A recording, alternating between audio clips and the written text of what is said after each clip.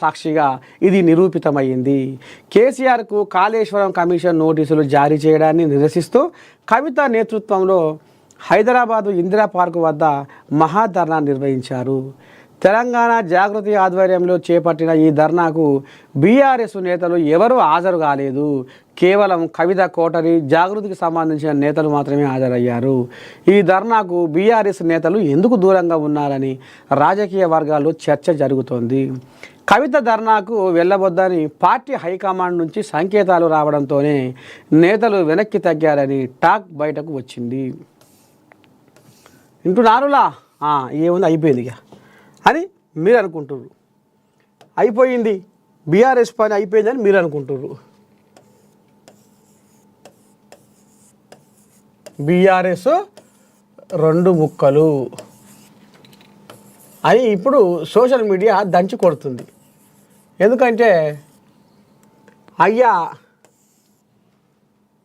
ఇది తిట్టవాయనేవరా,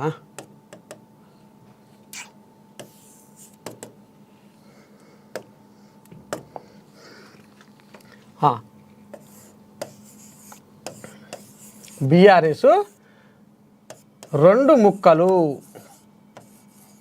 బీఆర్ఎస్ 2 ముక్కలు అయ్యింది అని ఇప్పుడు సోషల్ మీడియా కోడై కూస్తుంది. ఇక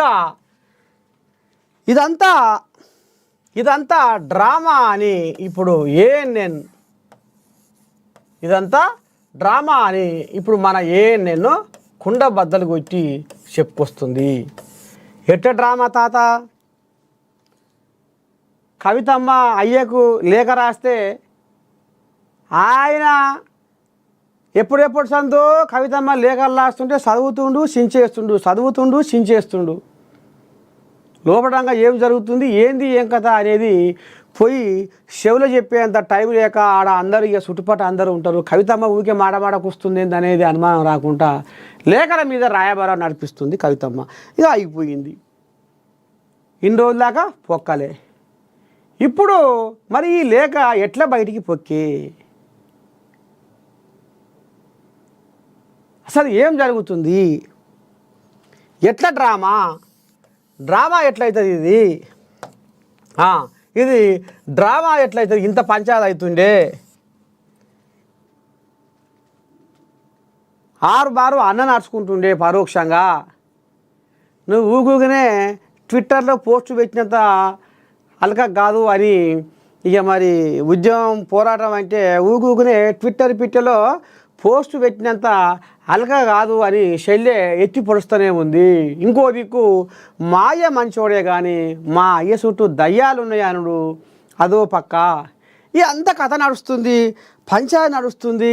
ఇక కేసీరావు కూడా ఒక 2 దూతలను, శాంతి దూతలను కవితమ్మ కాడికి పంపిస్తే కవితమ్మ అసలు ఉలుకు లేదు పలుకు లేదు, తోక కోసి ఎలగొడితే తట్టా పుట్ట చదువుకొని మాపోయారు ఎర్రవెల్లి బాయికాడికి. ఇదంతా నడుస్తుంటే నువ్వు డ్రామా అని ఎందుకు అంటున్నావు? మళ్ళీ ఇప్పుడు Kaleshwaram commission, PC Ghosh commission విచారణకు హాజరు కావాలి అని 5 తారీఖే పెట్టింది. అది మళ్ళీ 11 తారీఖు వాయిదా చేసుకునే. ఇక మా అయ్యకు మీరు ఎట్లా నోటీసులు ఇస్తారని మళ్ళీ ఇదొకటి. అన్న వద్దు, బావ వద్దు, ఎవరు వద్దు. ఇక ఈమె కంకణం కట్టుకొని మా అయ్య తెలంగాణను ఉద్ధరించిండు, తెలంగాణను ఇక మరి బాగుపెట్టిండు కాబట్టి మా అయ్యకు మీరు కాళేశ్వరం మీద నోటీసులు ఎట్లా ఇస్తారు? మీకు ఎట్లా ఇయ్యబుద్ధి అయింది? మీరు మా అయ్యకు ఇచ్చిన నోటీసు తెలంగాణకి ఇచ్చినట్టు కూడా అని కుండబద్దలు కొట్టింది కవిత. అయ్యను మాత్రము నెత్తి మీద ఎక్కించుకుంటుంది. ఇటు అన్నని అటు బావని మాత్రము ఇక ఎడాపెడా వీళ్ళని ఏనో ఒక పాతకమ్మ వేసి తలగబెట్టాలన్నంత కోపంతో మాత్రం ఊగిపోతుంది. మరి ఇప్పుడు ఇది డ్రామా ఎట్లా, ఏంది, ఏం కథ అంటే ఇప్పుడు అసలైన కథ కాడికి వస్తున్నాం. పదవి పోయింది. కేసీరావయ్య ఎర్రవెల్లి ఫామ్ హౌస్ కాడ దివాలా తీస్తుండు. ఇప్పుడు ఆయన ఏం చేయాలి? కనీసం ప్రతిపక్ష నాయకుడిగా అసెంబ్లీకి అన్న వచ్చి కొట్లాడాలి. వస్తలేడు వస్తలేడు వస్తలేడు షెడ్డో పాటో అసెంబ్లీకి వచ్చి మాట్లాడతలేడు. జనాలు అట్లా కూడా ఈయనకు ప్రతిపక్ష హోదా ఇచ్చిర్రు. మరి ప్రజల కష్టాల మీద మాట్లాడనని మనం ఏమనాలి, ఎట్లా అనాలి, ఎందుకని వస్తలేడు? ఈయన తప్పు చేసిండు కాబట్టి అసెంబ్లీకి వస్తలేడు అనేది ఇప్పుడు అధికార పార్టీలు అనే మాట ఆడికే వస్తుంది, ఊర్ల పొంటి జనాలు అనుకునే మాట గాడికే వస్తుంది. ఇక ఈ ముచ్చట ఇట్ట ఉంటే సరే అదపాయ్. అయ్యో మా పెద్ద మనిషి వస్తే మా బాధ తెల్లారుతాం, మా కష్టాలు తీరుతాం, మా గజ్వేల్ నియోజకవర్గం ఇంకా ఉరుకులో పెడుతుందో ఏమో అని ఇక ఇప్పుడు గజ్వేల్ నియోజకవర్గ జనాలు మళ్ళీ ఆయనకే పట్టం కట్టారు. సరే నిన్ను కన్న బాధల పడి గెలిపించారు చోటామోటా నాయకులు కార్యకర్తలు. ఆ ఇల్లు ఈ ఇల్లు గాలించి మళ్ళీ రావాలి కేసీరావు, మళ్ళీ రావాలి కేసీరావు అని సంకలు గుద్దుకుంటా ఇక బజారు బట్టి తిరిగి గెలిపి కనీసము ఇవాళ గజ్వేల్లో జనాలేమో, గెలిపించిన జనాలేమో, గెలిపించిన కార్యకర్తలు చోటామోటా నాయకులకు అన్న ముఖం చూపిస్తలేడు. వాళ్ళ కోసం అన్న గజ్వేల్కు ఆయంకలకు పోతలేడు, ముఖం చూపిస్తలేడు. ఏమైనా ఎర్రవెల్లి బాయికానే ఉంటుండు. ఇదంతా ఉద్దారకం జరుగుతుంది. ఇక ఇదో బదనాం అయింది. అసెంబ్లీకి పోతలేడు అనేది బదనాం అయింది, జనాల దృష్టికి వచ్చింది. తప్పు చేసిండు కాబట్టి పోతలేడు అనేది జనాల దృష్టికి వచ్చింది. మన ఆడంగా ఈడంగా పెండిలకు పేరంటాలకు పండుగల పబ్బాలకు పోతుండు, మనం చూస్తూనే ఉన్నాం. అరే ఈ పెళ్ళిళ్ళకు పేరంటాలకు పండుగల పబ్బాలకు పోవుడేంది, ఈ అసెంబ్లీకి వచ్చి జనాల సమస్యల మీద మాట్లాడకపోవడేంది, గెలిపించిన గజ్వేల్ నియోజకవర్గానికి ఆయనకి అటు ముఖం చూపించక ఎక్కడో ఢిల్లీలో ఉన్నట్టుగా ఎంతో దూరాన ఉన్నట్టుగా చేస్తుండు. పక్కనేనా ఎర్రవెల్లి బాయ్ అంటే ఆయన ఇలాగనే ఆయన కథేనా, ఆయన పక్క పొంటి అన్నట్టేనా, మరి ఎందుకని పోతలేడు అనేది ఇదో బదనాం జనాలకు బిర్రుగా నాటుకుంది కాబట్టి ఇదో బదనాం వచ్చింది. ఎట్లా చేయాలి, ఏం చేయాలి అని ఇక లాభం లేదు. ఇక ఇప్పుడు కాంగ్రెస్ వాళ్ళు అంటురుగా, కాంగ్రెస్ వాళ్ళు ఏమంటారు, మూడు ముక్కలాట నడుస్తుంది అని అంటురు కదా. నిజంగానే పంచాయతీ వచ్చింది అనేది ఇక ఇప్పుడు కాంగ్రెస్ వాళ్ళు అంటురు కాబట్టి జనాల దృష్టి కూడా రావాలి. ఈ మాట నిజంగానే కల్వకుంట్ల కుటుంబంలో పంచాయతీ అవుతుంది అనేది జనాల దృష్టికి కూడా రావాలి.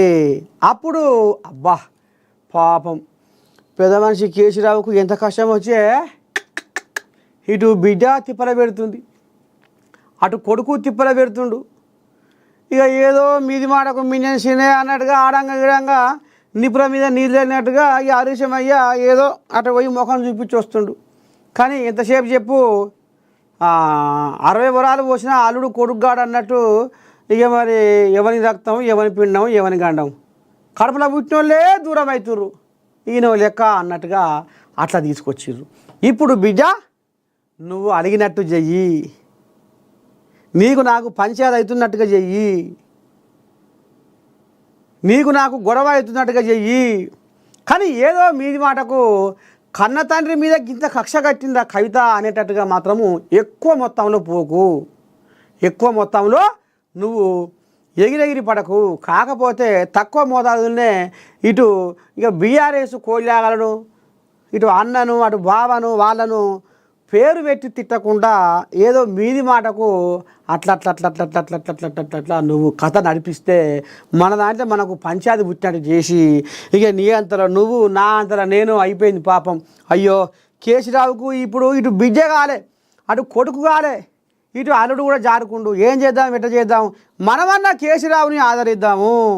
లేకపోతే కేసీరావు పాపం గుండె వలిగి సస్తట్టుండు, కేసీరావు గుండె వలిగి సస్తట్టుండు. ఇక లాభం లేదు. మనం కేసీరావును ఆదరిద్దాము, ఆశీర్వదిద్దాము, మళ్ళీ కేసీరావుని ముంగడి తీసుకొద్దాము, మళ్ళీ కేసీఆర్ తొవ్వలో మనం నడుద్దాము, మనమన్నా ఆయననే చేరదీద్దాము అనేది జనాల దృష్టికి రావాలని ఇగో కల్వకుంట్ల కుటుంబంలో ఇంత ఖతర్నాకు డ్రామా నడుస్తుందిలా. ఇదంతా డ్రామా. కేవలం కేసీఆర్ తన మీద సానుభూతి పెంచుకోవడానికి మాత్రమే, కేసీరావు తన మీద సానుభూతి పెంచుకోవడానికి మాత్రమే ఇదంతా కల్వకుంట్ల కుటుంబంలో అయ్య, బిడ్డ, కొడుకు అల్లుడు ఆడుతున్న మహాడ్రామా. ఇది ఉట్టుట్టి డ్రామా కాదు, ఇది ఏం డ్రామా అయ్యా? మహాడ్రామా. మనం సినిమా కూడా చూసాం మహానటి అని, కానీ ఇది మహాడ్రామా. మొత్తానికి ఇది ఇప్పుడు రేపు తెలంగాణ జనాలు ఏమని పిలవాలి? ఇది మహా డ్రామా పార్టీ. ఇది మహా డ్రామా పార్టీ అనేది ఇప్పుడు తెలంగాణ జనాలు ఒక్కసారి గుండె చేయి వేసుకొని ఆలోచన చెయ్యాలి. వింటుర్రా? ఇగో ఈ రకంగా వీళ్ళు కల్వకుంట్ల కుటుంబం వాళ్ళు కథ నడిపిస్తుర్రు. నిన్న కవితమ్మ మాయ మంచోడు, మాయ సొక్కం పూస, మాయ శుద్ధ పూస, ₹1 కూడా ఏం ఇది చేయలేదు. ఏమన్నంటే 1,00,00,000 కోట్ల దోపిడీ అంటుర్రు. కాళేశ్వరం ఘటనకే 80,000 కోట్లు అయింది. ఏమన్నంటే 1,00,00,000 కోట్లు అని మాయని బదనాం చేస్తుర్రు. మాయ మంచోడే. మీది మాటకు జనంతా అయ్య మీద జాలి చూపించినట్టుగా ఇటు అన్నను, అటు బావను, ఇటు సంతోషరావా ఆయనను ఇక దయ్యాలని వీళ్ళకు ఒక బిరుదు ఇచ్చేసింది. దయ్యాలంటే ఇంకెవరు? ఇక మాయ చుట్టూ దయ్యాలు ఉన్నదంటే ఇక ఆయన చుట్టూ ఉన్న దయ్యాలు గీళ్ళే. ఇక వీళ్ళను పరోక్షంగా తిట్టినట్టుగా ఏదేదేదేదో పంచాయతీ అవుతున్నట్టుగా వీళ్ళకు ఇదంతా ఇక డ్రామా నడిపించుకుంటున్నారు.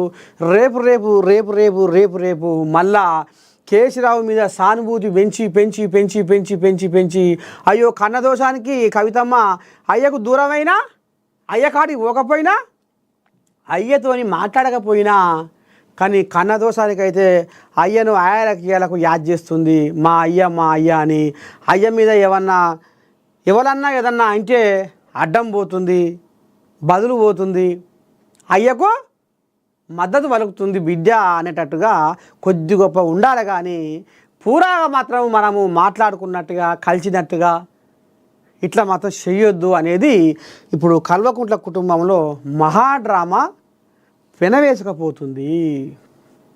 ఇక నిన్న చూసినాం కవితమ్మ ధర్నా చౌకాడ ధర్నా చేసింది.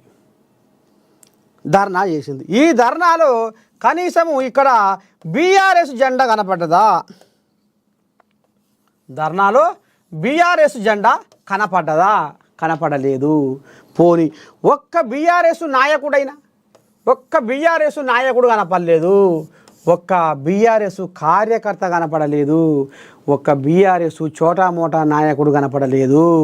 ఈమె ఏరి కోరి ఆడంగా ఈడంగా ఫోన్ల మీద వ్యవహారాలు నడిపి 10వ వరకు ఆశ పెట్టి ఇంతో అంతో మందిని గుంజుకొచ్చుకునే ఉపాయం చేసుకుంది. లేకపోతే ఇంత కూడా మంది లేకపోతే ఊరికో కవితమ్మది ఇంత కొడితే ఉత్తకతేనా? ఇక ఆడ ధర్నా చౌకాడ కూర్చొని ఈగలు చూపుకుందరు, జనం లేరు, ఆడ మను లేరు, మశానం లేరు అని మళ్ళీ అదొకటి రాకుండా 10వ వరకు ఇచ్చి వాళ్ళని చిన్నగా తీసుకొచ్చి కథ నడిపించింది. ఇక బీఆర్ఎస్ నాయకులు మాత్రము ఒక్క పిల్ల కూడా ఆయకల మళ్ళీ చూడలేదు. మొత్తానికి మనము నువ్వు వచ్చినట్టు చెయ్యి, నేను వడ్డట్టు చేస్తా, నువ్వు తిట్టినట్టు చెయ్యి, ఇక నేను అలిగినట్టు చేస్తా, ఈ రకంగా మనము డ్రామా నడిపిస్తే కానీ రేపు మనకు పుట్టగతులు ఉండవు. మన పార్టీ ముంగడ పడాలన్నా, రేపు మనకు మంచి పదవులు రావాలన్నా, మళ్ళీ మనం ముఖ్యమంత్రి కావాలన్నా, మళ్ళీ మనం ఈ తెలంగాణ పగ్గాలు చేపట్టాలన్నా, మళ్ళీ మనం ఈ తెలంగాణ నేలను ఏలాలన్నా మనకి ఇప్పుడు సందు లేదు. కాబట్టి ఈ సమయం నుంచే మనము ఎలక్షన్ల వరకు ఏం చేయాలి? చిన్నగా మెల్లగా మన దాంట్లో మనకు పంచాయతీ పుట్టినట్టుగా, కేసీరావును ఒంటరి చేసినట్టుగా, కేసీరావుని అందరు కలిసి ఒంటరి చేసినట్టుగా అప్పుడు జనాల దృష్టికి వస్తే అయ్యో